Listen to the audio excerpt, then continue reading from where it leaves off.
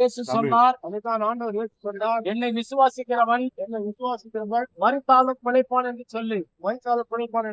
எனக்கு அருமையானவர்களே, அன்பானவர்களே, நாம் பாவம் செய்யும் பொழுது, பாவம் செய்யும் போது தேவனுக்கு விரோதமாக நாம் பாவத்தை செய்யும் பொழுது பாவத்தை செய்யும் போது நாம் தேவனை விட்டு தூரமாய் பிரிக்கப்படுகிறோம். நாம் தேவனை விட்டு தூரமாய் பிரிக்கப்படுகிறோம். பாவம் செய்கிற ஆத்துமா சாகும். பாவத்தின் சம்பளம் நரகம். பாவத்திலே பிறந்து பாவத்திலே வாழ்ந்து பாவத்திலே மரிக்கிற ஒவ்வொருவரையும் நரகம் வரவேற்க காத்துக் கொண்டிருக்கிறது. நம்மை படைத்த தெய்வம் நாம் நரகத்திலே போய் அழிவது ஆண்டவர் இயேசுவின் சித்தம் அல்ல. ஆண்டவர் இருக்கிறதான இடம் அது பரலோகம். அது பரிசுத்தமான இடம். அது தேவனோடு வாழ்கிற ஒரு வாழ்க்கை.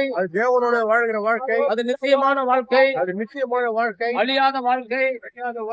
பாவம் செய்கிற ஆத்துமா, பாவம் செய்கிற மனிதன் நரகத்திலே பங்கடைவான் என்று வேதம் எச்சரிக்கிறது.